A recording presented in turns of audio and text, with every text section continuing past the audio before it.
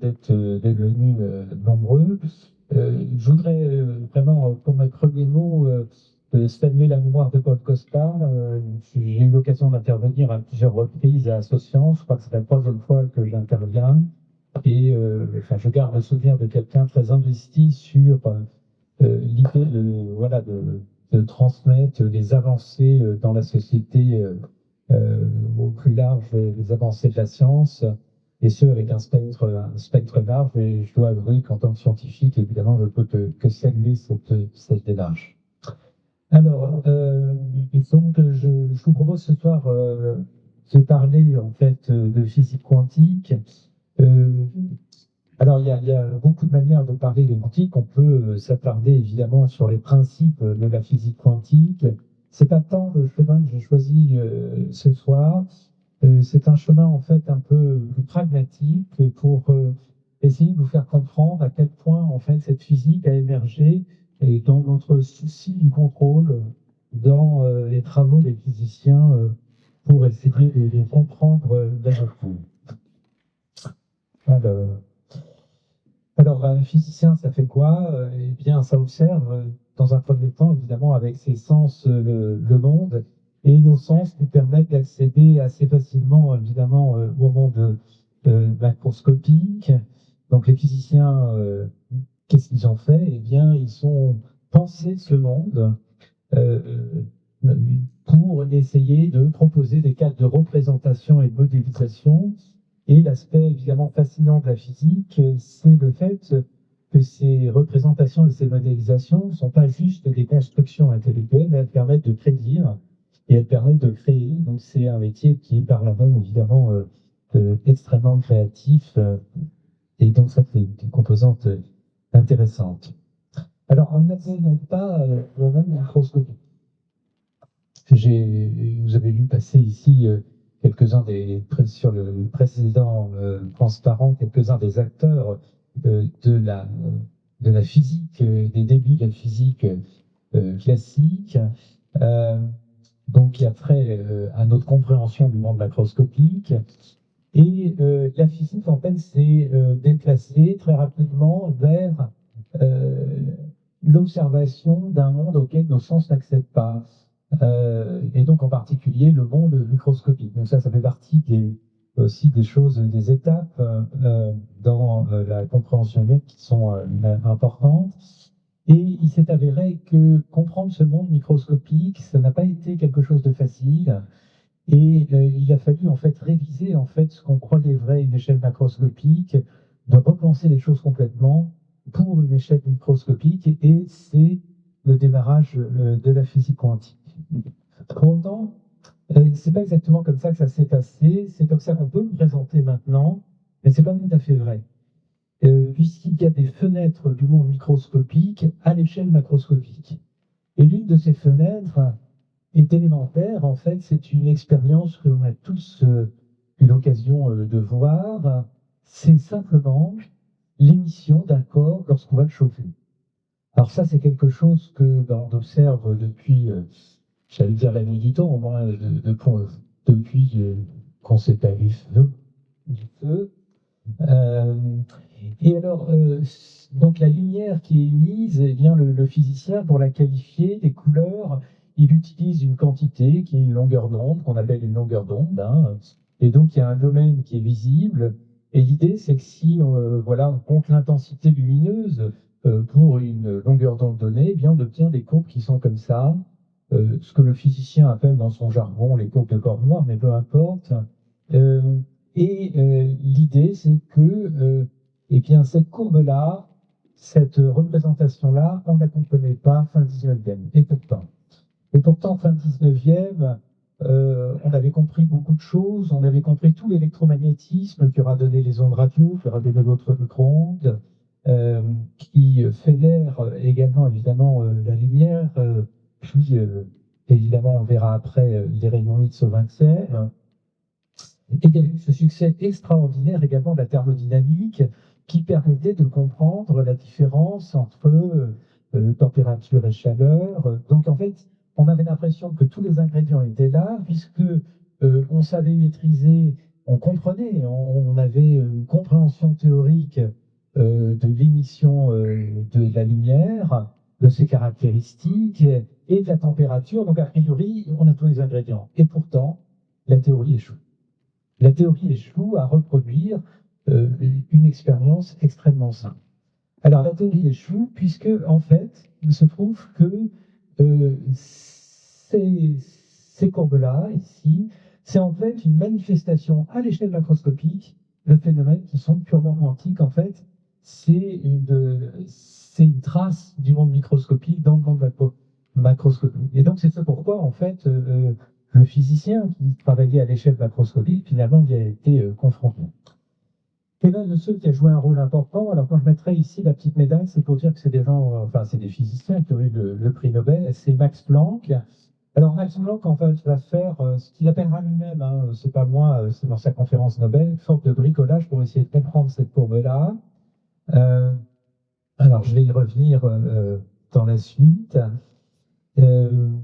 Max Planck dira lui-même, hein, dans sa conférence Nobel, que celui qui a vraiment compris ce que lui avait fait,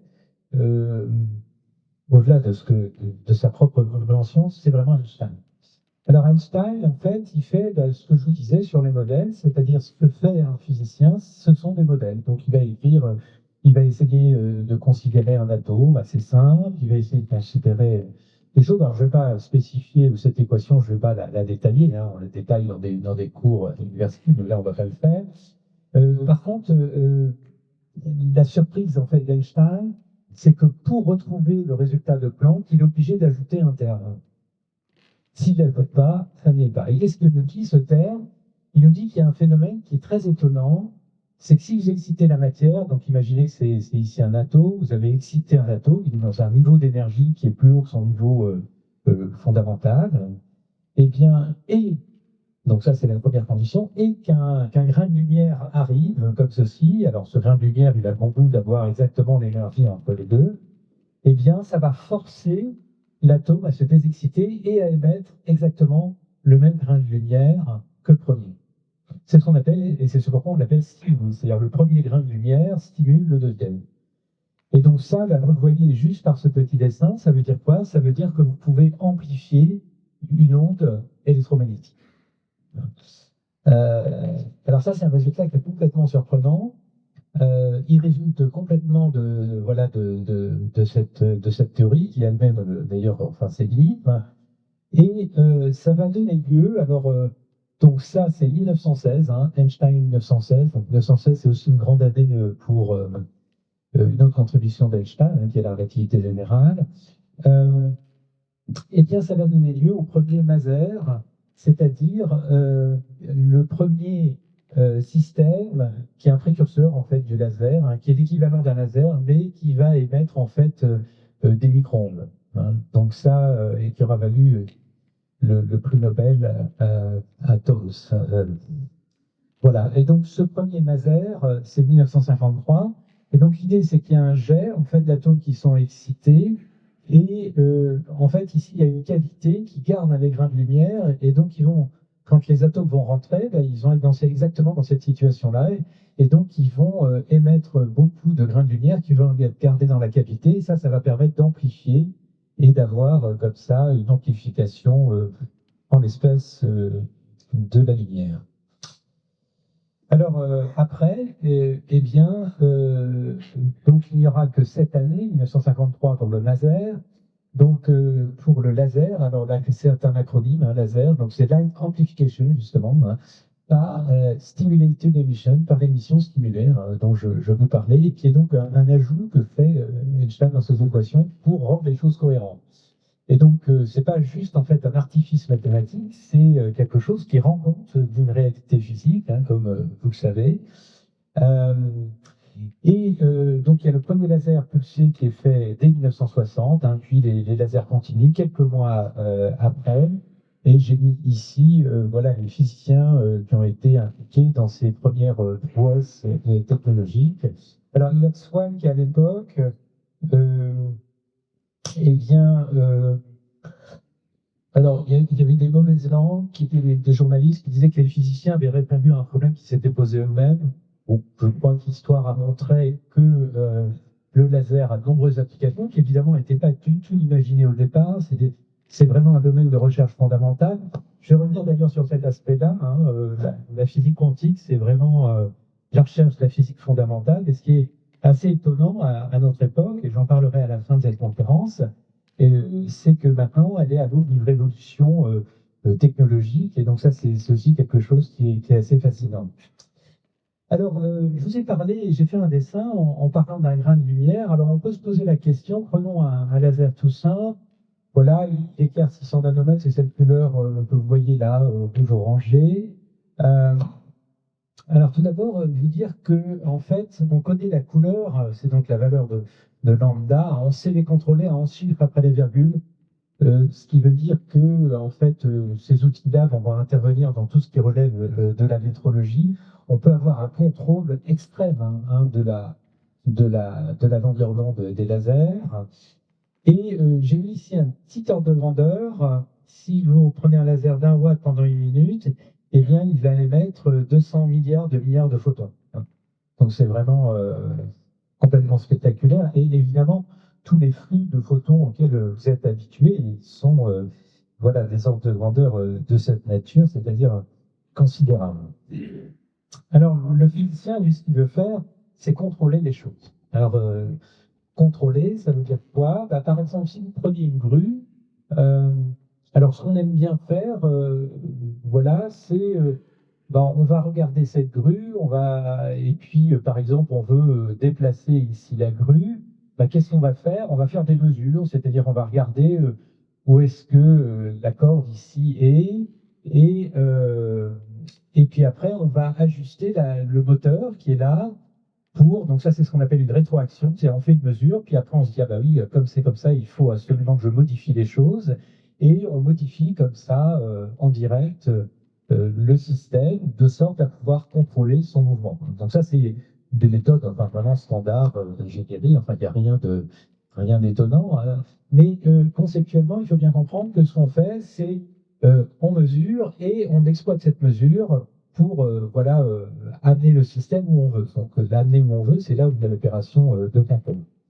Alors là où c'est très compliqué en mécanique quantique, c'est que si vous mesurez le système, eh bien vous modifiez. Alors si vous modifiez, évidemment, du coup vous perdez le contrôle. Donc là, il y a une espèce de paradoxe. Et la transposition ici de ces idées-là en mécanique quantique, eh bien, ça a mis énormément de temps avant d'arriver. Et comme je dirais à la fin de cette conférence, il n'est même pas évident qu'en plus, en dehors de la prouesse technique, ce soit quelque chose qui perdure dans les expériences futures de mécanique quantique. Alors, l'expérience, une expérience de cette nature a été réalisée en 2011 dans le groupe de Serge Haroche. Donc, Serge Haroche a eu le prix Nobel en 2012. Donc, c'est des expériences dans lesquelles on retrouve la cavité, comme dans un laser, et on retrouve en fait des atomes qu'on envoie dans cette cavité. Et donc, l'idée, c'est que c'est une collaboration entre donc un expérimentateur qui travaille sur ces systèmes-là et un spécialiste des mathématiques du contrôle, Pierre Bouchon, qui a d'ailleurs eu un livre qui a porté sur les mesures quantiques, comme vous voyez, et le contrôle, parce que c'est vraiment tout un sujet, donc c'est tout un domaine de recherche. Et alors, ce qu'ils ont réussi à faire, pour vous donner une idée, c'est dans la cavité que je vous ai montré tout à l'heure, ils ont réussi à garder exactement 7 grains de lumière. Voilà, c'est ça que vous voyez ici. Et donc, ce qu'ils ont fait, c'est des mesures qui sont les moins invasives possibles. Et quand il fallait, hop, ils rajoutaient un atome pour qu'il lâche un grain de lumière pour qu'on puisse maintenir les grains de lumière dans la cavité. C'est-à-dire que si on n'avait pas fait cette rétroaction, en fait, eh bien, le grain de lumière serait resté à peine quelques millisecondes.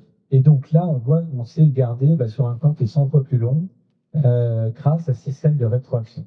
Simplement, ce qu'il faut bien comprendre, c'est que cette expérience, c'est un tour de force considérable et que, voilà, dans une perspective de technologie, d'exploitation des technologies quantiques, c'est quelque chose qui serait pas réaliste. Mais par contre, c'est vraiment voilà, un tour de force. Et puis, il a fallu comprendre comment faire des mesures pour perturber le système le moins possible. Alors voilà ce que je viens de dire juste en introduction sur les grains de lumière. Je voudrais maintenant parler des électrons. Alors, et vous dire que donc je suis toujours dans cette perspective. On observe le monde macroscopique et à partir du monde macroscopique, on va essayer à chaque fois de passer au monde microscopique pour voir un peu comment la science du contrôle va rentrer dans cette histoire. Alors, l'histoire de l'électricité, c'est évidemment un phénomène naturel, c'est la foudre que vous connaissez bien. Euh, essayer d'ailleurs de dompter la foudre, il y a des gens qui s'y sont risqués. Hein. Il y a Benjamin Franklin, hein, qui donc est à l'origine en fait voilà, des paratonnerres. On pourrait dire que le paratonnerre, c'est déjà voilà, une première action du physicien pour essayer de contrôler la foudre.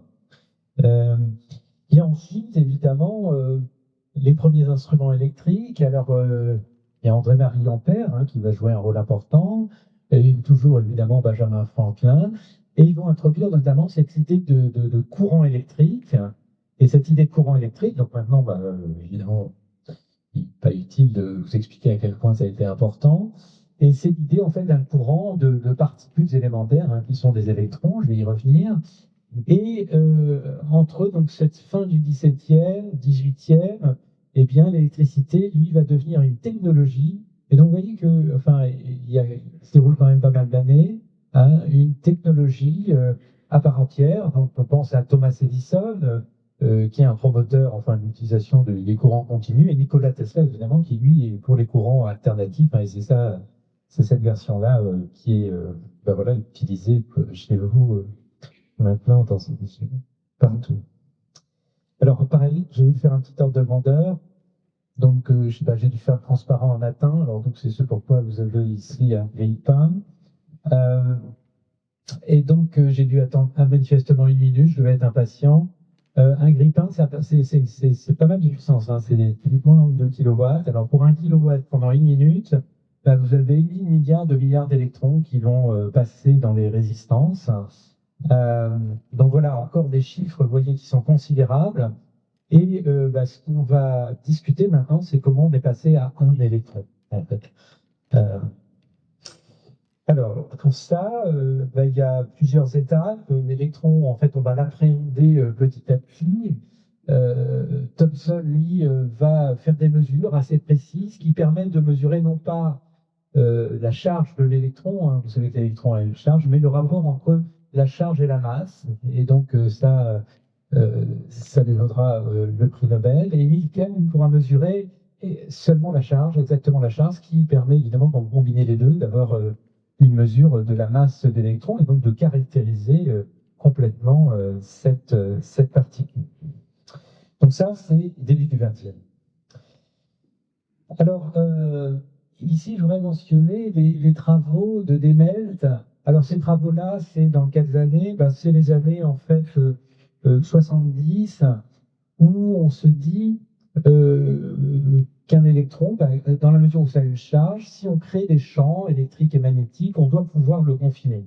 Alors, il se trouve que c'est pas si simple, en fait, hein, mais justement, en fait, tout le talent, en fait, a été de ces physiciens, a été de trouver une manière de confiner, en fait, les électrons par une combinaison astucieuse, on va dire, de champs magnétiques et de champs électriques.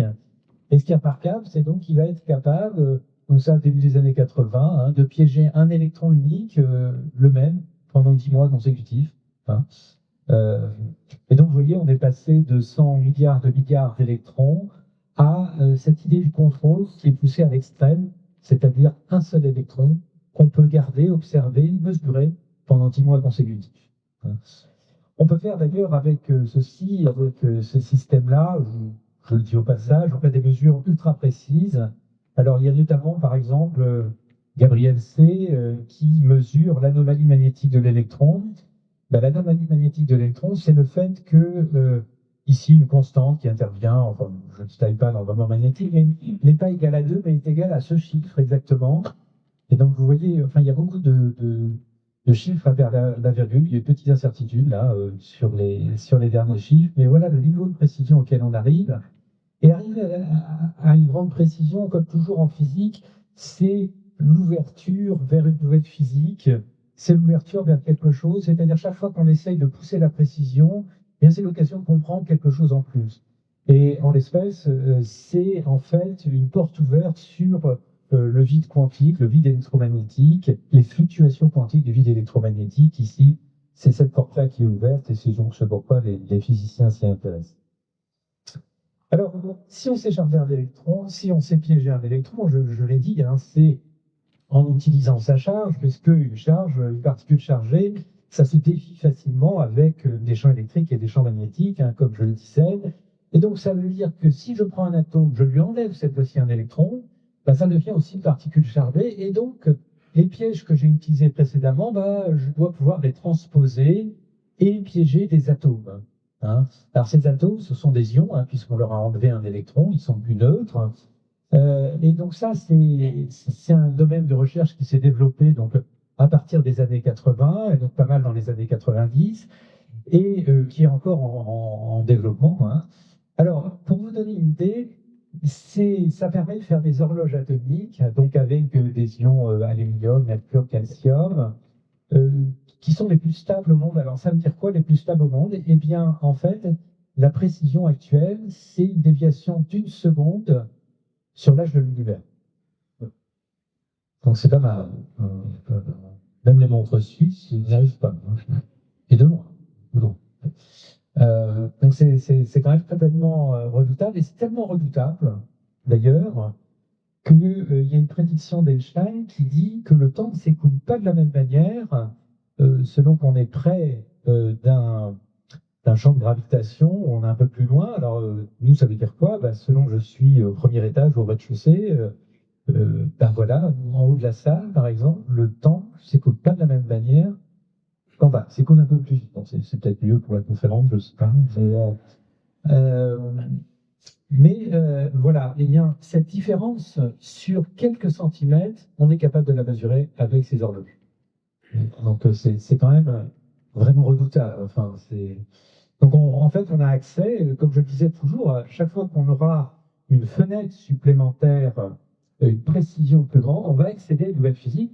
En l'espèce, on veut voir le changement du temps induit par la relativité générale. Donc, c'est quand même à une échelle centimétrique, ce qui est quand même assez remarquable.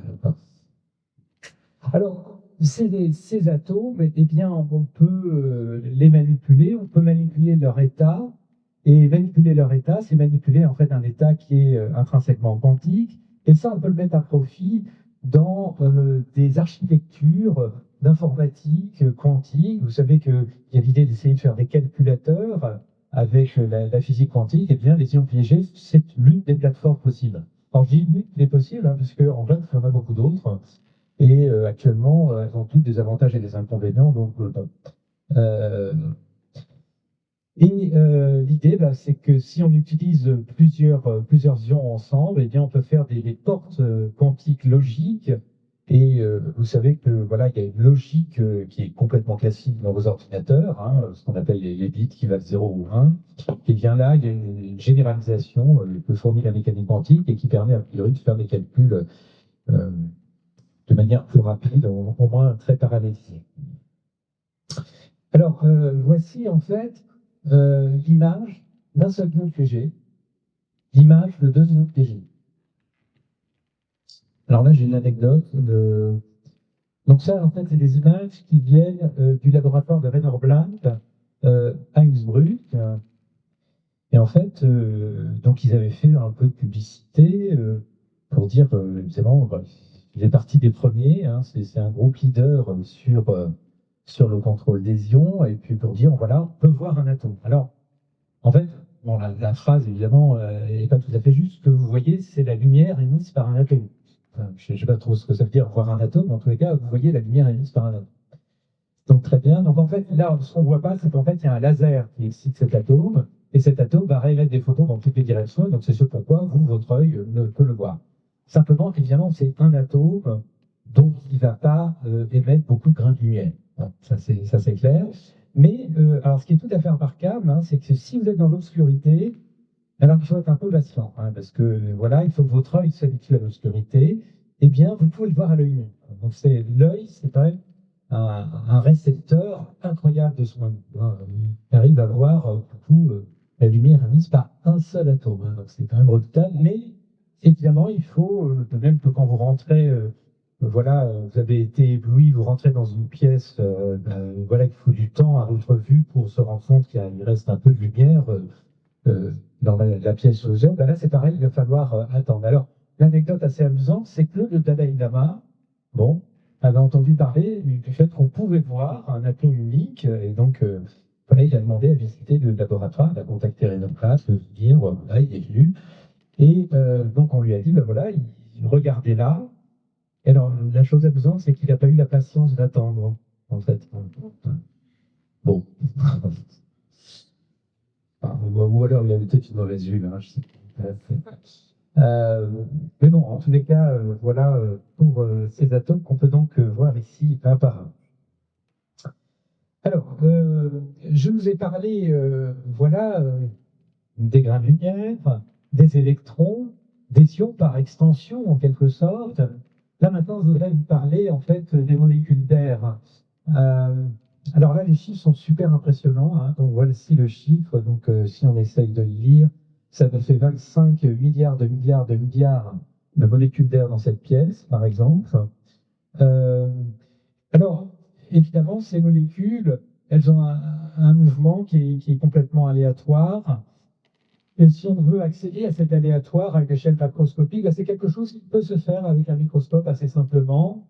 Pour avoir une idée de ce que ça veut dire, ces mouvements aléatoires, eh bien, vous pouvez regarder à la surface d'un liquide l'évolution de grains de pollen. Hein, c'est l'expérience qui a été faite par Braun fin 19e. Et donc, vous voyez des trajectoires. Vous voyez. Alors, chaque fois qu'il y a une collision par une molécule d'eau, ben, alors il va y avoir une petite impulsion, etc. Et donc, c'est quelque chose qui a l'air d'aller dans tous les sens.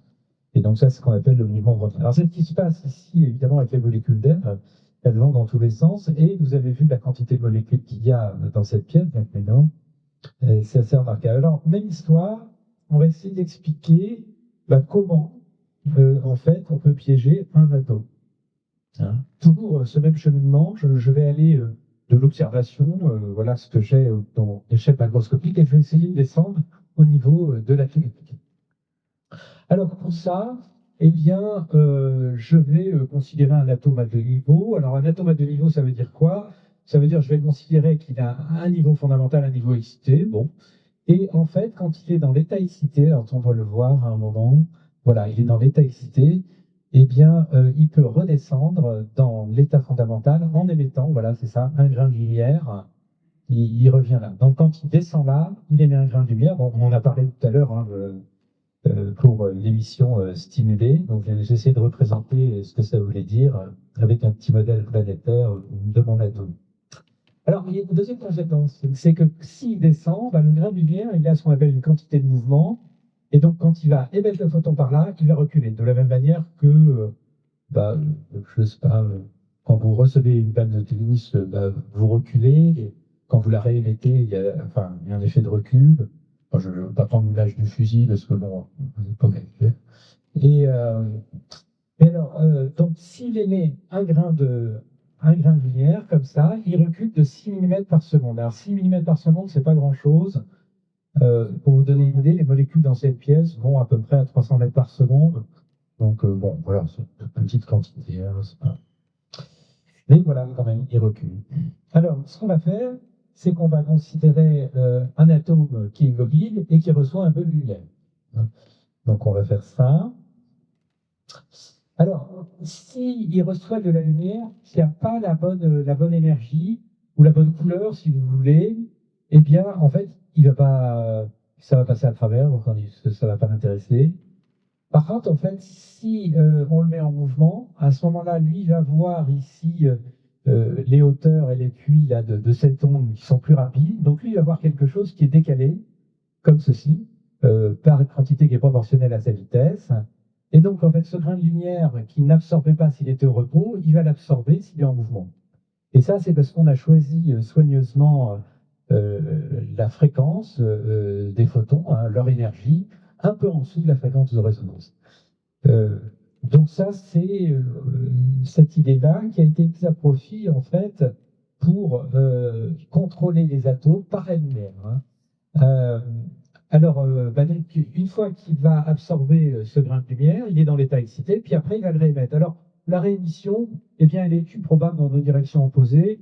Donc, il y a un recul, mais en moyenne, le recul sera nul s'il fait ça un grand nombre de fois. Hein. Donc, ça veut dire que s'il fait un processus de cette nature, s'il a une certaine vitesse, il absorbe, il réémet. En fait, en moyenne, ce qui va se passer, s'il absorbe des grains de lumière qui viennent de la droite, ici, alors pour vous, c'est de la gauche. Enfin, bon. Eh bien, à ce moment-là, sa vitesse va diminuer d'une toute petite quantité, les 6 mm par seconde, à comparer évidemment aux 300 mètres par seconde. Hein. Mais alors, ce qui est intéressant, c'est de dire, très bien, alors faisons un petit four comme ça, donc les atomes sortent, ils ont une vitesse de 300-400 mètres par seconde, en l'occurrence, c'est des atomes un peu lourds, donc et il y a ce faisceau de lumière, et l'idée, c'est qu'on va répéter ces cycles un très grand nombre de fois. Alors, il y a une petite astuce parce qu'ils deviennent un peu en résonance, ils veulent utiliser les champs magnétiques. C'est cette petite astuce d'ailleurs qui avait eu le prix Nobel à Bill Phillips. Mais l'idée est la suivante, c'est que si on lui fait absorber 50 000 photons, eh bien 50 000 fois 6 mm par seconde, ça fait 300 mètres par seconde, c'est-à-dire vous arrêtez les atomes. Et donc, il suffit d'une interaction sur juste 1 mètre avec un label, ce qui correspond quand même à une décélération de 10 puissance 5 G, donc ils sont costauds les atomes, parce que nous, on ne résiste pas à ça. Vous arrêtez les atomes.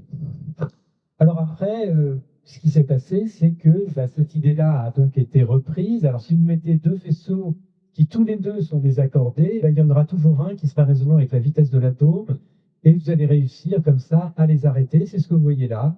Et on a appelé ça une mélasse optique. Et donc ça a notamment été observé par Steve Chou, qui a eu le prix Nobel pour ça. En fait, en regardant la température de ce nuage, il y a eu une surprise. Alors ça fait partie de ces surprises qui sont rares en physique, c'est que ça marchait beaucoup mieux que ce qu'on attendait. Alors ça, c'est quelque chose qui est assez perturbant, hein, puisque quand ça marche mieux que ce qu'on attend, ça veut dire qu'il y a des choses à comprendre. Et dans les choses à comprendre, eh bien, Claude Cohen-Tanouchi et Jean Dalibard ont joué un rôle très important. Et donc c'est aussi pourquoi ils ont... Enfin, Claude a eu le prix Nobel de physique. Alors, Jean Dalibard a apporté également une idée importante. Donc, Jean Dalibard est actuellement professeur au Collège de France. Il a repris d'ailleurs la chaire de Claude Cohen-Tanouchi. C'est lui qui est à l'origine notamment de ce qu'on appelle le piège magnétoptique. Alors, si vous voulez manipuler des atomes, il va falloir travailler sous vide, puisqu'on va travailler à des températures, je ne vais pas donner les chiffres volontairement, mais maintenant je vais en parler, mais qui sont extrêmement basses, extrêmement proches du zéro absolu. Et donc ça, vous ne pouvez pas garder un gaz qui a ces températures-là dans cette pièce, puisque dans cette pièce, tous les atomes sont à 300 Kelvin, et comme je vous dis, vous avez compris, il y en avait vraiment beaucoup. Donc ils vont rentrer en collision avec d'autres gaz, et ça ne va pas être possible de le garder. Donc toutes ces expériences faites sur les atomes, c'est fait sous ultravide. Donc vous avez un exemple de chambre d'ultravide ici. Et donc ici, là aussi, comme toujours en physique, c'est mettre à profit les avancées technologiques pour essayer d'aller toujours un petit peu plus loin. Alors, ces gaz vont me permettre de revenir en quelque sorte à la logique qui a été la mienne au départ, qui a été de vous dire que la mécanique quantique émergeait à une échelle macroscopique par le biais de la lumière. Vous vous souvenez des corps chauffés. Alors là, il y a une prédiction faite en 1924 par Einstein. Alors l'histoire de cette prédiction, c'est la suivante. Bose, un physicien indien, vous vous souvenez de la loi de Planck, en fait, trouve une manière de démontrer la loi de Planck qui est très élégante. Alors il ne sait pas comment la publier. Donc il envoie une lettre à Einstein, et Einstein est complètement impressionné par ce travail. Et alors c'est là où on voit, enfin, voilà, le physicien de très grande classe. Ce que Einstein fait, c'est qu'il traduit l'article de Bose et il le fait publier dans une revue allemande. Et donc lui, il se présente comme traducteur. Voilà. Et donc il met en avant de cette manière les travaux de Bose. Et il rajoute une petite note en disant, en fait, ces travaux qui étaient sur les grains de lumière, je vais en faire une généralisation qui publie l'année suivante sur la matière. Et la généralisation, elle dit la chose suivante, elle dit que quand on baisse la température d'un gaz, eh bien, quand la température est suffisamment haute, cette idée classique qu'on a que en fait, les molécules dans cette pièce seraient des billes qui vont à des vitesses, voilà, je l'ai dit, de l'ordre de 300 mètres par seconde dans toutes les directions, eh bien, elles vont présenter un comportement d'onde. Elles vont être un peu de plus en plus ondulatoires et à un moment, elles vont former qu'une seule onde tout ensemble. Et donc ça, c'est une onde macroscopique et ça veut dire que vous allez avoir un objet purement quantique à une échelle macroscopique. Donc là, c'est l'inverse, en fait, c'est nous qui avons créé cet objet-là, enfin, si on est capable de le faire. Alors, Einstein a des grands doutes, d'ailleurs. Hein. On a une lettre d'Einstein au physicien Paul Ehrenfest, qui était ami, il me disait, bon, alors, j'ai une belle théorie, mais est-ce qu'elle peut contenir une once de vérité? Il est très sceptique. Ben, pourquoi il est très sceptique? Ben, parce qu'il fait des ordres de grandeur, un peu les températures qu'il faut atteindre sont extrêmement basses, et à basse température, eh bien, la matière ne reste pas un gaz. Hein. Il a fait une théorie pour un gaz. Donc voilà. Alors, c'est pas. Alors, eh bien, puisqu'on parle de basse température, ce que je vous ai rajouté tout à l'heure, au-dessus du zéro absolu, hein, on est au niveau du microkelvin, c'est-à-dire 0,0000001 au-dessus du zéro absolu, on est là. Voilà. Et si on applique la théorie d'Einstein, on s'aperçoit qu'il faudrait être ici pour avoir ce comportement. Tout le gaz entier se comporte comme une onde géante. Hein. Donc vous voyez que, en dépit des progrès qui avaient été faits par le refroidissement laser, il manque quand même un facteur µ, typiquement. Alors, bon, c'est compliqué. Et alors, ceci dit, alors quand je dis il manque un facteur µ, il faut bien comprendre qu'il y a une limite intrinsèque au refroidissement laser. C'est le fait que les atomes, quand ils absorbent, ils reculent. Donc ils ont une espèce de marche aléatoire. Et ça, voilà, c'est une limite intrinsèque au refroidissement laser. Donc ça veut dire que si on veut aller plus loin, il va falloir piler le refroidissement laser. Alors en fait, on n'oublie pas, il va falloir rajouter une étape. Hein. Il va falloir rajouter une étape. Et cette étape, alors, elle est élémentaire. C'est peut-être ce que vous allez le mieux comprendre dans ma conférence, je ne sais pas, c'est l'évaporation. Alors ça tombe bien, je fais la conférence en hiver, c'est très simple. Puisque c'est la méthode que vous utilisez pour refroidir votre soupe. Donc, je ne doute pas que vous preniez des soupes en ce moment. Alors, en effet, qu'est-ce que vous faites? Ce que vous faites, quand vous soufflez sur votre cuillère, eh bien, les molécules d'eau qui arrivent en fait, à la surface sont évacuées. Sinon, il y a un film qui se met, vous pouvez le voir, hein, d'ailleurs, au-dessus de vous n'allez pas prendre la soupe de la note balnéaire, je pense, ce soir, on pas moins. Sinon, il y a un petit film qui se fait et qui pourrait en fait recycler ces molécules dans la cuillère à soupe. Et donc là, en fait, on utilise cette idée-là, c'est-à-dire qu'on va enlever les atomes qui ont plus d'énergie que l'énergie moyenne, et l'énergie moyenne, ça s'appelle la température. Mais alors, au lieu de sacrifier un nombre réticule de molécules d'eau, nous, on en sacrifie 99 sur 100. En fait, c'est ça la grande différence. Et si on fait ça, on arrive à réduire la température par 2. D'accord? Alors, c'est la solution si vous n'aimez pas la soupe. Hein, bon. Et donc, ça, c'est une opération qui prend de 1 à 100 secondes, typiquement sur les expériences, et qui vous permet de garder, en fait, ici, un nuage qui va donc devenir ce fameux condensat, cette onde géante, avec entre 1000 et 10 millions d'atomes, à des températures.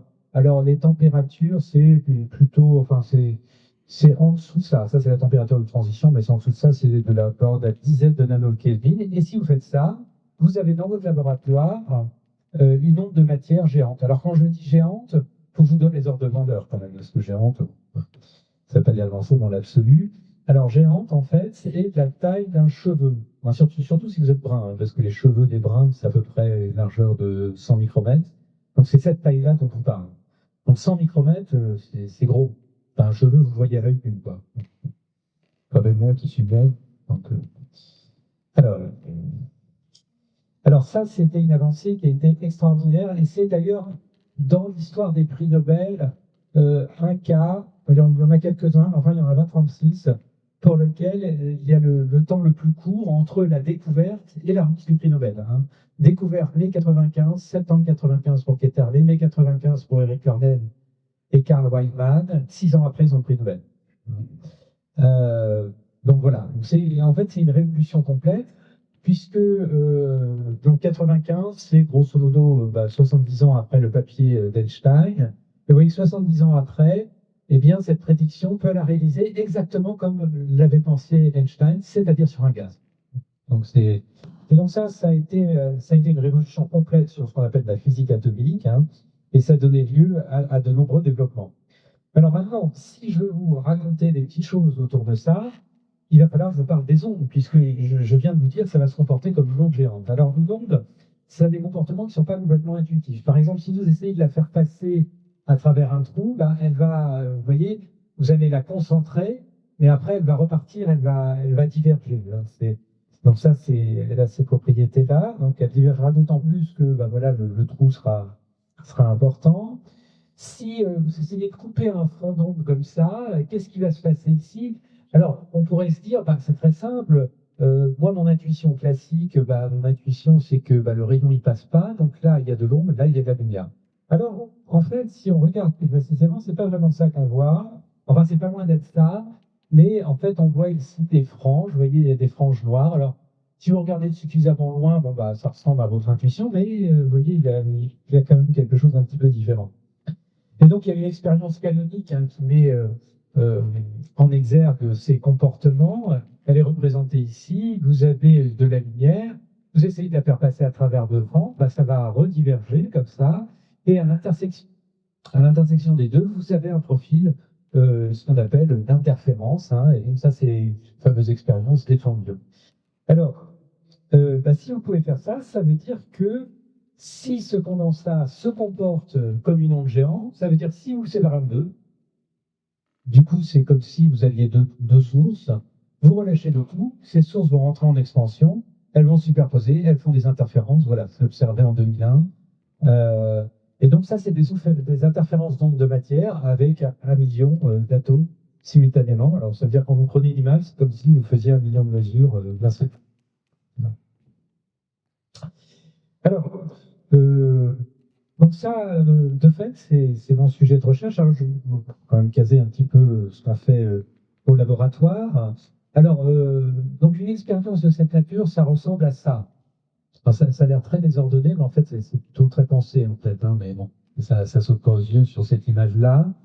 Et dans ce tout petit bout de cellules sous ultravide, voilà, on crée donc notre onde de matière. Alors, nous, dans notre laboratoire, c'est typiquement 500 000 atomes. Et nous, ce qu'on fait, c'est que on envoie deux faisceaux laser qui sont contre-propageants comme ça, ce qui nous permet de découper le condensat comme ça en tranches. Et donc, on a plein de petits condensats, ce qui fait plein de petites sources, hein, si vous voulez. Et après, si on veut regarder, faire l'équivalent de ce que j'ai montré tout à l'heure, eh bien, on coupe la lumière. Et si on coupe la lumière, ben, ce qui va se passer, il n'y a plus de confinement, les atomes tombent. Donc là, ils tombent sous l'effet de la gravité. Et ça, c'est le profil d'interférence qu'on voit. On voit en fait un profil avec des atomes régulièrement espacés. Ça, c'est ce qu'on appelle les ordres diffraction. Et donc, on s'est posé une question qui est assez simple. Alors, vous voyez donc le niveau de contrôle déjà qu'il faut, hein, puisque là, c'est en train de nous dire que je manipule des objets à des températures qui sont de l'ordre du nanokelvin, mais on s'est dit, ah bon, on peut peut-être jouer avec ça.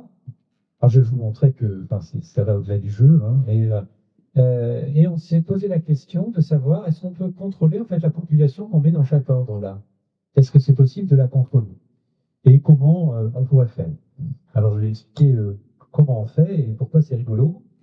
Alors, ça, c'est ce que voient les atomes, c'est-à-dire ça, c'est ce qu'on appelle le potentiel dans notre vocabulaire de physicien. C'est ça qui permet de découper en fait notre condensat en tranches. Et ce qu'on va faire, c'est qu'on va secouer ce truc-là. Donc, on va faire quelque chose qui n'est pas très intuitif. C'est-à-dire, on a quelque chose qui est à très basse température, qui bouge quasiment plus, et en fait, on va le secouer comme des malades. Donc, c'est pas super intuitif. Euh, et l'idée, c'est que si on choisit bien la manière de le secouer, on va pouvoir faire exactement ce qu'on veut. Alors ça, c'est quand même quelque chose qui n'est pas évident, et c'est là où intervient en fait une branche des mathématiques, qui est la branche de la théorie du contrôle optimal. Alors, le développement en fait de l'optimisation et du contrôle, ça s'est étalé sur plusieurs siècles, hein. Il y a d'abord le fameux problème de Bernoulli. Alors le problème de Bernoulli, il est représenté ici, c'est quelle est la forme d'une courbe de sorte à aller d'un point, je sais pas, on va l'appeler A à un point B. Mon point A, je sais pas, il s'est déplacé, mais enfin, il aurait dû être là. Et vous lâchez une bille pour aller en un temps le plus court possible de A à B. Alors, vous pourriez vous dire, bah, moi, je vais faire une droite, mais en fait, ça accélère très lentement, vous voyez. Alors, l'idée, c'est qu'il faut accélérer beaucoup au début, puis après, vous remontez. Donc, comme ça, vous allez aller plus vite.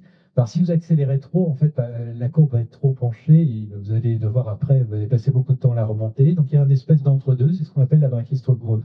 Donc, ça, c'est trouvé par Bernoulli. C'est posé comme un défi à Newton, qui le résout trivialement. Euh, et après, bah, on s'est posé des questions d'optimisation. Alors, il y a des grands acteurs, il y a Euler, il y a Lagrange, etc. Et ce qui est intéressant dans cette histoire du contrôle, alors c'est sans doute moins connu, c'est qu'il y a en fait des développements très importants dans les années 50-60.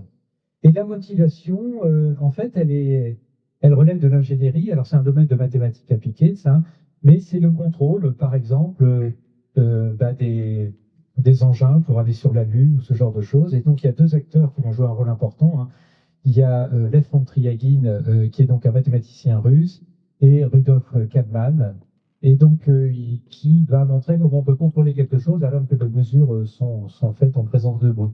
Donc, il y a toute une histoire, si vous voulez, des mathématiques du contrôle. Et ça, c'est pas si vieux, hein. Enfin, ça dépend pour qui, bien sûr. Euh, voilà. Alors, vous, qu'est-ce que ça nous dit? Bah, donc, on applique, en fait, voilà. Alors, un physicien, c'est quelqu'un de très pragmatique, c'est-à-dire quand il ne sait pas quelque chose, bah, il est obligé de l'apprendre, hein. Donc, voilà, on s'est mis à la théorie du contrôle optimal pour savoir comment on devait secouer ce truc-là, et c'est en fait comme ça qu'il faut le secouer. Alors, c'est pas évident, hein, enfin, de comprendre. D'ailleurs, en fait, l'idée, c'est. Alors, ce qu'on fait, hein, c'est qu'on fait d'abord des simulations numériques pour essayer de voir si ça marche. Alors là, par exemple, vous partez de votre condensat, vous augmentez l'intensité, il est dans son réseau, là, le potentiel périodique que vous avez vu. Et donc là, vous commencez à avoir des motifs de diffraction, ceux dont je vous ai parlé. C'est des ordres de diffraction qui sont là. Vous le secouez comme ça. Alors ça veut dire qu'il faut secouer comme ça. Voilà, c'est pas très intuitif. Mais si vous le faites bien, eh bien, a priori, vous peuplez simplement deux ordres, l'ordre -4 et l'ordre +4. Donc, c'est ça qu'on dit, en fait, cette théorie mathématique appliquée. Alors là, c'est la possibilité, au lieu de peupler 1, 2, 3, 4, 5, 6 ordres de diffraction de manière équiprobable. Mais ça, c'est les résultats expérimentaux, hein. Donc, on peut également peupler celui-là et celui-là, spécifiquement. Alors, je reviens sur le précédent. Vous voyez, je le tourne et voilà, je peux offrir un cadeau à l'association Insolvance. Donc, voilà. Donc, ça, c'est réalisé avec des ondes de matière, hein. Donc, c'est pour vous montrer la puissance du contrôle, hein. C'est quand même assez impressionnant. Alors, vous voyez que quand vous avez qu'un point, comme là, ben, évidemment, il est plus gros parce qu'on a mis tous les atomes dedans, hein. C'est logique. Et donc, on peut contrôler, en fait, de manière arbitraire la population dans les ordres. Bon, ça, c'est une expérience qui sont faites à Toulouse, hein, pour la publicité. On est d'ailleurs les seuls au monde, hein, capables de faire ça. En fait, on peut contrôler beaucoup plus que les populations. Pour ceux qui connaissent un peu, on peut contrôler les phases relatives. Et finalement, ce qu'on a démontré, et c'était ça, en fait, notre objectif, c'est qu'on peut réaliser n'importe quel état quantique dans notre système. Et ça a des conséquences qui sont importantes. Alors, pour être sûr que ce qu'on dit est vrai, un état quantique, c'est un peu un objet un peu compliqué. Si vous faites une mesure, bah, ce n'est pas suffisant pour savoir si vous avez le bon état quantique, hein. Cette image-là représente vraiment en fait ce qui se passe dans nos expériences. Donc, on est obligé de faire plein d'expériences, plein de projections en quelque sorte.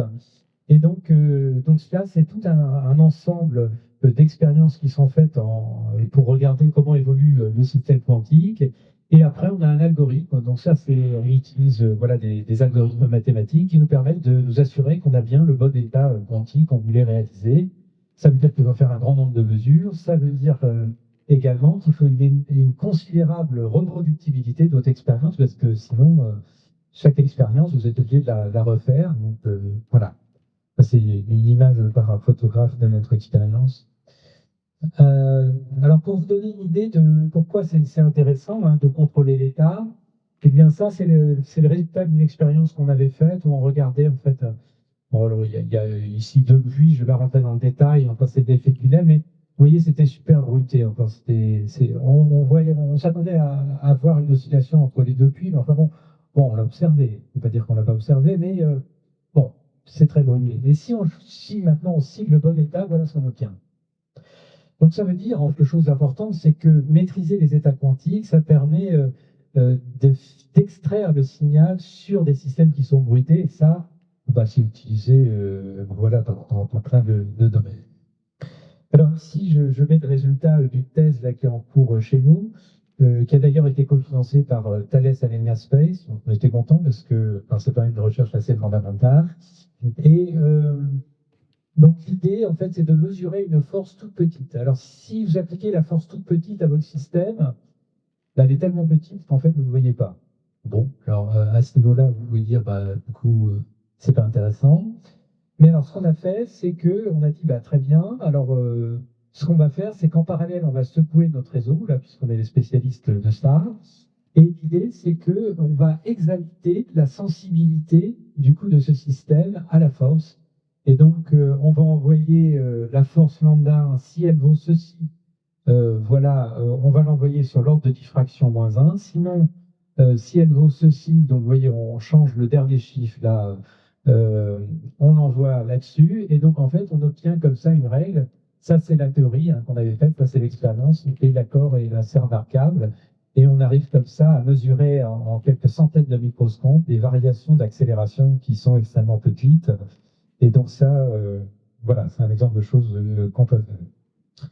Alors, le contrôle sur les expériences de physique quantique, tel que je le vois maintenant, quand je dis je le vois, enfin, je ne suis pas le seul à le voir comme ça, c'est que vous avez votre système quantique. Alors, ça, j'ai généré par l'IA. C'est l'IA, c'est comme ça qu'elle voit un système quantique. Bon, alors, j'avoue que je ne retrouve pas nécessairement des petits, mais enfin bon. Vous faites de la modélisation. Alors, ça, c'est toutes les équations qu'il a mis autour, là. Enfin. On fait un contrôle par anticipation. Alors, en effet, dans ce que je vous ai dit, pour le contrôle, dans PIS, je vous ai dit une théorie mathématique. Alors, si on utilise une théorie mathématique, ça veut dire qu'on utilise des équations mathématiques, ça veut dire que ces équations mathématiques doivent être en mesure de rendre compte parfaitement du système. C'est ça qui est important. Et donc, ça veut dire qu'on peut le faire que si on a un degré de modélisation qui est extrêmement bon. Et il se trouve, bah voilà, on est assis sur les épaules d'un géant, hein, que tous nos prédécesseurs ont beaucoup travaillé pour ça. Et donc, on a en fait les équations qui nous permettent de vraiment bien comprendre ces états de la matière et donc de savoir exactement comment les manipuler. C'est ce que vous avez vu tout à l'heure, hein, quand j'ai écrit Associance, par exemple. Euh, et donc, où est-ce que et donc, quelle est l'étape suivante? Eh bien, si vous faites des expériences, en fait, il y a des bruits qui peuvent arriver, il y a des paramètres qui peuvent changer, la température peut changer un petit peu, etc., etc. Il y a beaucoup de paramètres, hein, ces expériences sont assez compliquées. Et donc, une des perspectives qu'on voit, c'est d'utiliser en fait l'IA, c'est-à-dire l'apprentissage automatique, pour en fait ajuster les expériences en temps réel pour pouvoir contrecarrer les bruits expérimentaux. Donc ça, c'est en fait du feedback classique. C'est mon histoire de la grue. Et donc ça, c'est le genre de choses. Par contre, c'est très simple. Enfin, c'est très simple à faire. Disons que ça, c'est complètement classique. On peut l'utiliser, mais c'est classique par une interprétation des résultats quantiques. Et ça, c'est sans doute quelque chose qui est amené à être utilisé en fait dans toutes les plateformes quantiques. En fait, qui est déjà utilisé dans pas mal de plateformes. Alors ça, c'est un petit transparent juste pour vous dire que les images que vous avez vues, c'est pas juste moi tout seul, hein, c'est toute une équipe avec beaucoup d'étudiants en thèse, et en particulier les mesures de force, c'est la thèse que Nicolas défendra en mars prochain. Alors, on peut aller plus loin. Alors, je vais ici donner quelques exemples hein, de technologies quantiques qui se sont développées ces dernières années. Alors, c'est développé une start-up qui s'appelait Nuquance. Donc, Nuquance maintenant a été rachetée. Alors, elle a été rachetée par XBlue et XBlue a été racheté par Exide. Enfin, ils se mangent tous entre eux. Mais c'est resté en tous les cas dans le giron français. Donc, ça, c'est. Et c'est un gravinet. Alors, le gravinet, voilà, il peut mesurer en fait des accélérations. Alors, c'est tellement précis. Hein, ça mesure donc la quantité petit g, par exemple, c'est tellement précis que ça voit quand est-ce qu'il y a des marées. Hein, puisqu'en fait, vous avez une contraction de la Terre, et donc à ce moment-là, la gravité est légèrement changée, et donc on voit des signaux, on peut mesurer les marées, la précision de 10 puissance moins 9 G. Donc voilà. Pour les technologies quantiques, alors il y a d'autres choses, enfin, il y a beaucoup de choses dont je ne vais pas parler évidemment, hein, mais il y a beaucoup de choses qui se développent autour des communications quantiques. C'est d'ailleurs quelque chose qui intéresse beaucoup Thales Alenia Space et Airbus Defence Space pour leurs satellites, hein, puisqu'ils estiment qu'ils ne pourront plus vendre, enfin voilà, qu'il faut qu'ils aient dans leur offre des possibilités de communication quantique. Alors, il y a déjà des choses qui existent, mais avec des fibres optiques, hein, il y a des expériences qui ont été faites à partir de satellites pour essayer de faire des communications en utilisant la cryptographie quantique. Il y a le lab Parasense. Voilà, donc on a le développement en fait d'un certain nombre de sociétés.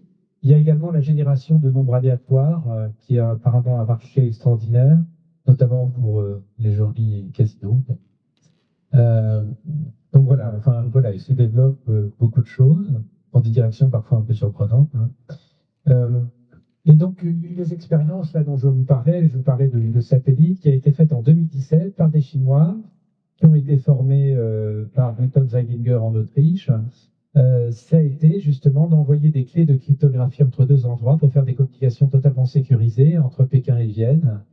Donc ça c'est l'idée voilà, de pouvoir développer ces réseaux de communication. Alors, on n'y est pas. Ceci dit, des preuves de principe devraient être faites d'ici 2030-2035, pour vous donner une idée.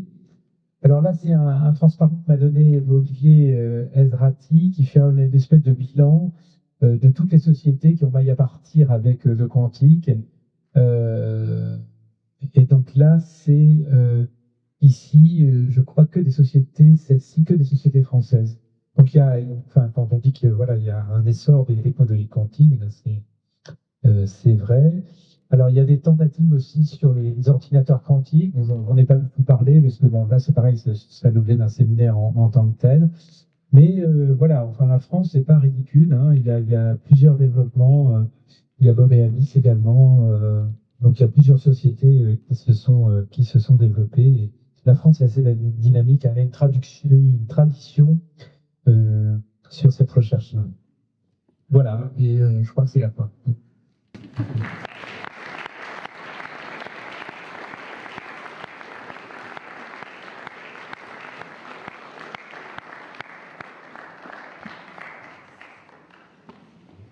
Bonsoir.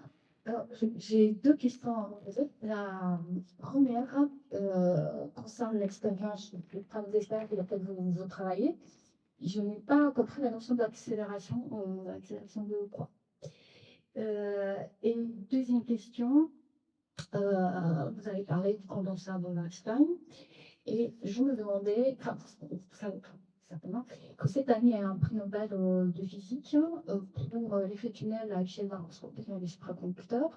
Et je me demandais si on pouvait faire un parallèle entre le condensat Bose-Einstein et l'effet quantique macroscopique. Ce n'est pas les mêmes particules, mais c'est quand même en cryogénie. Est-ce qu'on a des synchronisations quantiques et échelle macroscopique dans les deux cas? Donc, je me demandais si on pourrait faire un parallèle d'un physique entre les deux phénomènes.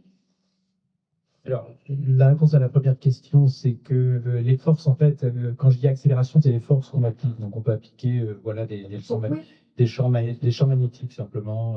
Voilà, on applique un champ magnétique un tout petit peu différent, et comme ça, on arrive à avoir une petite influence sur nos atomes. Donc, c'est juste ça. Non, c'est juste une force. Voilà. Après, oui, enfin, effectivement, enfin, ce qui a été couronné par le prix Nobel de cette année, c'est des recherches qui sont en lien direct avec ce qu'on fait, bien sûr. C'est d'autres plateformes quantiques, en fait, hein. Donc voilà. Donc certains vont mettre l'accent justement sur le volet plus électrons, d'autres liaisons, d'autres les atomes, etc. Donc en fait, il y a pour l'instant pas mal de plateformes. Elles ont des usages qui peuvent être différents. Certaines plateformes sont mieux pour tout ce qui est senseur, c'est-à-dire mesure de précision. Il y en a d'autres qui ont d'autres avantages. Donc elles ont toutes leurs avantages et leurs inconvénients, mais elles ont toutes des inconvénients. En fait, on n'a pas trouvé en fait la plateforme idéale. Voilà. Donc pour l'instant, s'explore dans le monde de la physique quantique une petite dizaine de plateformes différentes. Hein.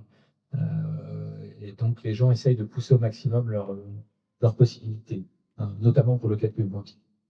Alors, moi, j'ai une question concernant les ordinateurs quantiques avec les problèmes de cohérence. Est-ce que, de fait, est-ce que ça va permettre de pouvoir résoudre ces problèmes-là ou pas du tout? Alors nous, on ne travaille pas directement sur la cohérence. En fait, on travaille en fait sur des échelles de temps où de toute manière la décohérence ne joue aucun rôle. Donc voilà. Par contre, évidemment, c'est un problème, la décohérence. La décohérence, elle est quand même liée à l'environnement. Hein. Donc il y a des travaux, en fait, notamment faits ici. Hein, on accueille une nouvelle équipe dans mon laboratoire qui travaille précisément donc, sur une plateforme spécifique, hein, ce qu'on appelle les atomes de Ripert, qui sont utilisés dans une des startups françaises de calcul quantique.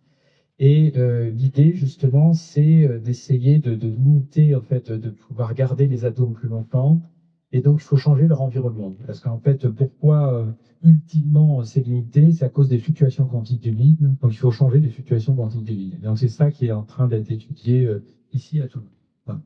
Et du coup, une petite question en prospective, ne prononcez pas si vous n'êtes pas sûr évidemment, mais quand est-ce qu'on verra les ordinateurs quantiques pour le grand public?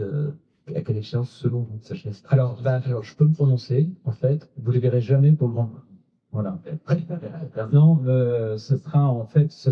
c'est des plateformes qui sont extrêmement complexes, vous les aurez jamais sous cette forme-là. Et par contre, il y aura des accès par le cloud pour avoir des temps de calcul. Et ce qui se profile à l'horizon, c'est que ce sera un mélange plutôt hybride classique quantique parce que les ordinateurs classiques sont ultra performants sur certains types d'opérations. Donc l'idée, c'est plutôt ce vers quoi s'oriente le domaine, c'est de se dire on va utiliser le quantique là où il sait faire mieux que le classique. Donc ça, c'est un premier point. Le deuxième point, c'est l'aspect énergétique. C'est-à-dire que le quantique, alors bien sûr, après, il faut faire un vrai bilan énergétique, etc.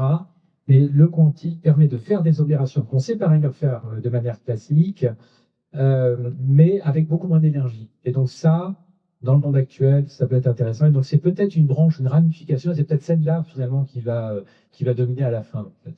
Donc on verra. Mais en tous les cas, il faut être conscient de cet aspect-là. Et ça, c'est des choses dont les gens n'étaient pas nécessairement conscients au départ, parce que bon, on se pose pas la question quand on fait des expériences. Mais disons, c'est une direction qui se profile. Justement, ma question a un peu un rapport avec très indirectement le problème de la décohérence, c'est les machines actuelles qui existent, elles fonctionnent à très très basse température. Les machines commerciales.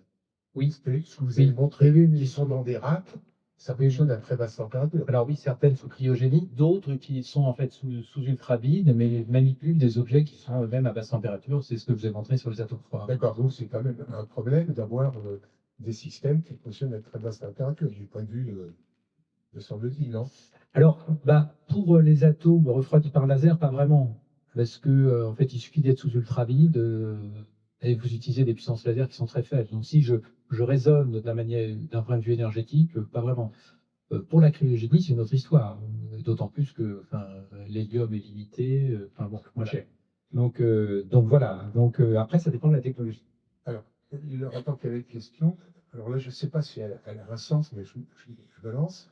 C'est qu'en général, quand j'avais lu une publication il y a 20 ans, on évoquait des objets topologiques, c'est-à-dire des gens qui, justement, pour lutter contre la décohérence, pour pouvoir des objets qui se déforment et qui, finalement, sont indépendants du bruit extérieur, pour éviter quand même des décohérences. Tout à fait. Alors l'idée, c'est d'encoder l'information dans un objet quantique qui lui-même est assez immune, effectivement, au bruit, etc. C'est toujours un sujet d'actualité. On a été capable de faire des états topologiques. Donc ça, c'est aussi des avancées qui ont été faites.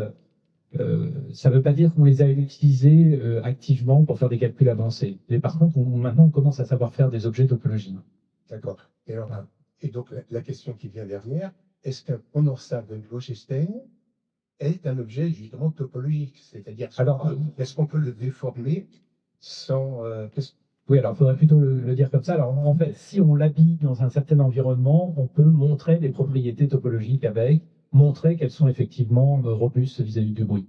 Donc ça fait partie des recherches qui sont faites sur le condensat. D'accord, merci. Enfin, merci pour votre conférence.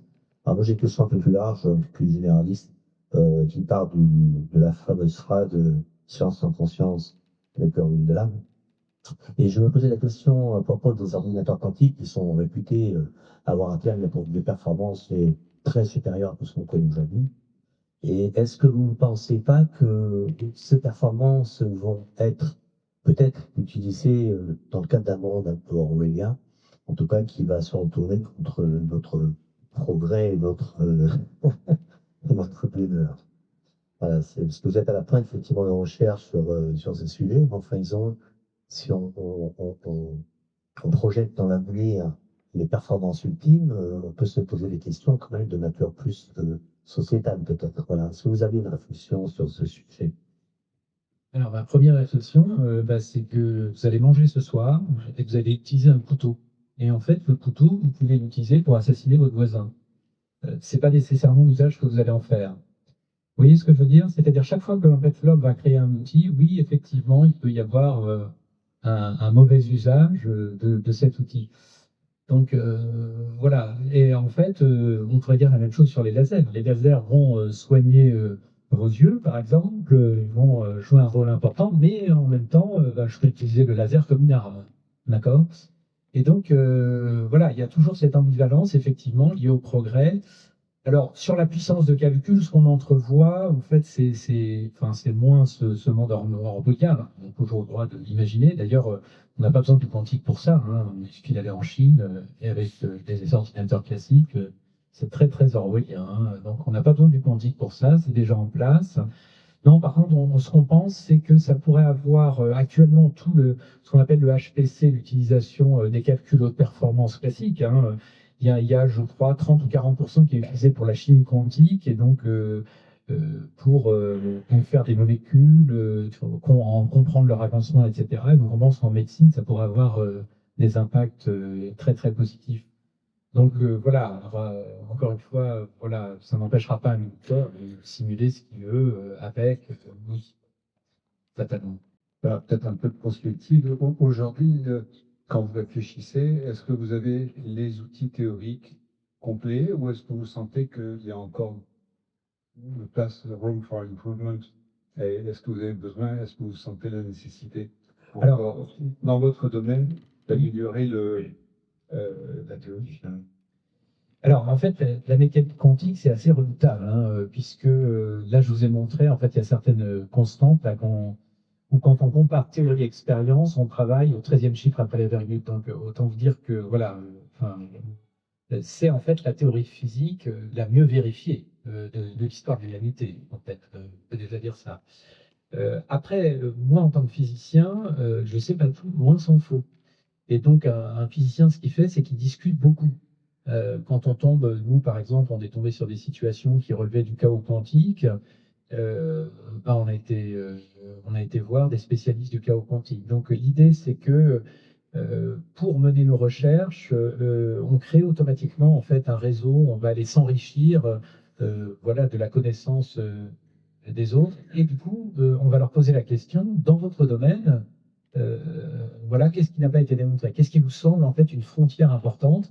Et là, c'est comme ça aussi qu'on va aiguillonner aussi nos recherches. Donc, on a un pan de nos activités qui va par exemple dans ce sens-là sur le chaos quantique. Oui, alors, moi j'ai une question plus d'ingénieur. Dans le spatial, on a fait plusieurs expériences avec les micro-accéléromètres. Par exemple, avec le microscope, pour mesurer s'il y avait des écarts entre la masse pesante et la masse inertielle. On a fait aussi, il y a une horloge atomique qui s'appelle Pharaon, qui est sur la station internationale. On a mesuré aussi le champ de gravité terrestre avec la précision la meilleure possible. Est-ce que, donc, vous parlez de gravimétrie, est-ce qu'on peut espérer faire voler de telles expériences, qui ont l'air quand même extrêmement complexes, la miniaturiser pour les faire voler dans l'espace avec des améliorations très significatives des performances qu'on a pu obtenir jusqu'à présent? Oui, alors j'en profite pour dire que Pharaon, en fait, ça exploite la technologie des atomes froids, hein, dont j'ai parlé précédemment. Donc oui, en fait, il y a même des condensats, hein, il y a des expériences de condensation de Bose-Einstein automatisées sur la Station spatiale internationale aussi. Et pour faire ça, il a fallu répondre au cahier des charges du spatial, ce qui n'est pas le même que dans un laboratoire, évidemment. Et donc, il a fallu faire tout un effort de miniaturisation, etc. Et ça, voilà, enfin, c'est la collaboration, enfin, c'est des collaborations importantes. Je crois que le projet Pharao, enfin, c'est un très bel exemple, hein, de ce point de vue. Je crois que le budget, à la fin, c'est 120 ou 130 millions d'euros, hein, pour une expérience qui, sur table, en coûterait 500 000. Donc voilà. Et qu'on a mis 20 ans. Oui, alors après, elle était prête bien avant, hein. En fait, il s'est déroulé beaucoup de temps avant qu'on la mette sur la station spatiale. Donc oui, en fait, il y a un effort de miniaturisation, mais il y a des limites, hein, à ce qu'on peut faire. Mais oui, alors sur enfin, la question des masses inertes, etc., il y a beaucoup d'expériences avec l'atome froid qui sont faites et d'ailleurs enfin, qui ont été mis sur l'ISS. Il y a notamment enfin, une équipe à Hanovre qui est spécialiste dans cette histoire-là et qui a fait d'ailleurs des expériences préliminaires assez surréalistes puisqu'ils ont acheté un missile. C'était avant. Enfin, ils ont acheté un missile et ils ont envoyé le missile pour bénéficier d'un temps d'agravité au moment où ça retombe le plus long possible pour faire leurs expériences. Donc voilà. Donc ça, c'était des expériences préliminaires avant d'envoyer les choses sur l'ISS. Donc oui, enfin, ces technologies, oui, on travaille, enfin, il y a une partie du travail qui se fait sur la miniaturisation et il y a eu des progrès, d'ailleurs ici aussi à Toulouse, hein, puisque enfin, voilà, il y a des liens, par exemple, entre mon laboratoire et le CNES, et c'est développé une plateforme d'atome froid, par exemple, extrêmement compacte dans cette perspective-là. Merci.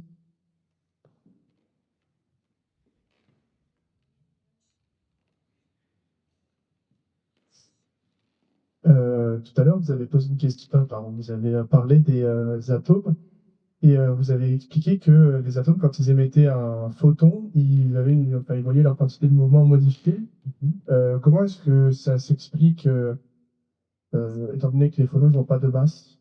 Enfin, a priori, Oui, alors, enfin, tu as raison de soulever la chose, parce qu'effectivement, j'aurais pu te répondre en disant, bah, un fusil, c'est bien connu, la balle part et le fusil recule, hein, et puis, mais évidemment, la balle, elle a une masse.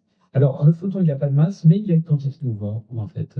Donc, c'est ça l'aspect, un des aspects, justement, du photon, hein. C'est l'énergie divisée par c, la vitesse de la lumière, hein, c'est h nu sur c, ça, c'est sa quantité de mouvement.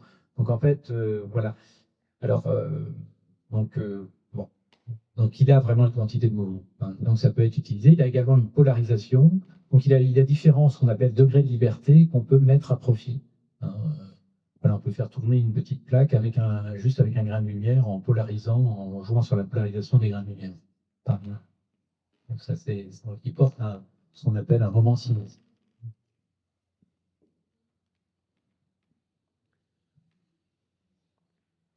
Je me demandais juste, par curiosité, comment est-ce que à partir des atomes froids, vous arrivez à créer un accéléromètre très précis?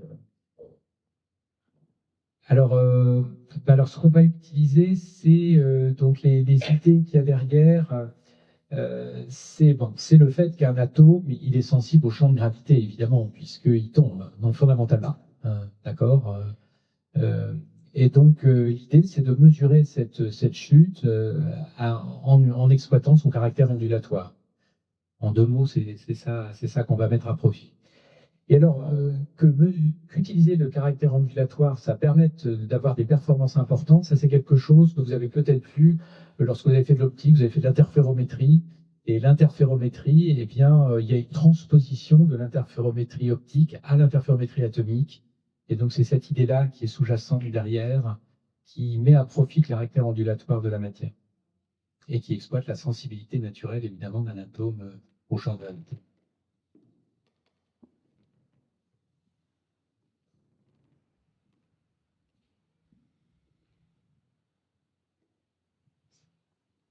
Bonsoir, merci pour votre conférence. J'avais une question, je voulais savoir quel rôle, excuse-moi, joue l'intrication dans vos expériences. Alors, dans les expériences là, que j'ai présentées, il n'y a pas d'intrication. Alors pour avoir l'intrication, il faut utiliser en fait deux objets quantiques. Donc nous, alors même si on utilise beaucoup d'atomes, ils sont précisément tous dans le même état. Ils ne sont pas dans des états différents. Donc on peut étudier des choses relatives à l'intrication dans nos expériences, mais pas dans ce que je vous ai montré. Donc ça joue aucun rôle en fait, de fait dans les expériences que j'ai montrées, mais c'est quand même une plateforme sur laquelle on peut étudier ces objets-là et les mettre à profit. Et du coup, vous faites enfin, il y a des recherches qui sont faites aussi dans ce domaine-là ou pas? Oui, évidemment. Ouais. J'ai une question, en fait, j'ai assisté dans une autre conférence qui parlait du système solaire. Et j'ai appris que dans l'atmosphère de Jupiter, au niveau des pôles, il y a des vortex, en fait, qui sont synchrones. Et j'aimerais savoir s'il s'agit de condensat de Boyle-Michel. Alors, je crois pas. Enfin, je crois que tout est classique. Pour autant, enfin, la question que vous soulevez, c'est est-ce que des objets astrophysiques, finalement, enfin, je me permets de la reformuler, mais est-ce que des objets astrophysiques relèvent d'une mécanique quantique à l'échelle macroscopique? Alors, la réponse est oui, et notamment les étoiles à neutrons. Et donc, il y a eu un exemple d'expérience assez célèbre dans notre communauté, où des physiciens ont travaillé sur des gaz, enfin on appelle des gaz de fermions, pour reproduire en fait l'équation d'état à la surface des étoiles à neutrons. Et donc ça a permis en fait de répondre à cette question-là. Lorsque voilà, il y a des interactions extrêmement fortes, eh bien on sait ça les reproduire sur nos gaz d'atomes. Donc oui, il y a des liens et il y a quelques objets astrophysiques, voilà, qui relève le fait de la mécanique quantique. Il y avait une question par là. J'avais répondu. Ah bon, d'accord, ok. Désolée d'être fou. Non. Je suis fascinée par le phénomène de Rayleigh et je me demandais, enfin, j'ai un peu de mal à visualiser un niveau quantique comment ça fonctionne. Est-ce que vous pourriez expliquer l'interaction entre les photons qui arrivent sur la molécule et qui entraînent des changements quantiques sur la molécule atmosphérique de façon à ce qu'au niveau du sol, on ait essentiellement des longueurs d'onde dans le bleu. Oui, c'est la couleur du ciel en fait Wow. qui vous intéresse.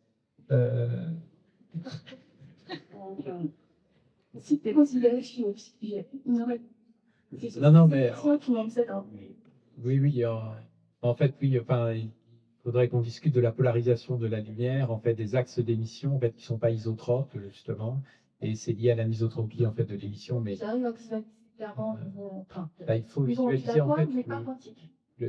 Alors, ça, c'est très classique, c'est complètement classique. On l'explique de manière complètement classique, même si le diagramme effectivement d'émission, lui, enfin voilà, on a une explication complètement quantique. Bonsoir.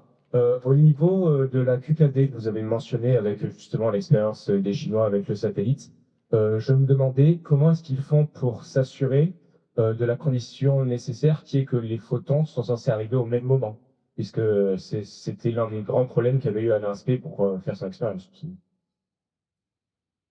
Alors, enfin, il y a deux choses. En fait, ce qu'ils vont partager, en fait, c'est la clé. C'est pas le message. Enfin, le message, lui, va être crypté en exploitant la clé. Donc, l'idée, c'est d'envoyer une clé qui est commune. C'est ça, en fait, qui est envoyé. Le satellite, c'est juste fait pour la clé et pas autre chose. Donc voilà. En fait, mais en fait, c'est la clé, c'est pas à l'instant où ils arrivent. Non. En fait, c'est un message qui est corrélé. En fait.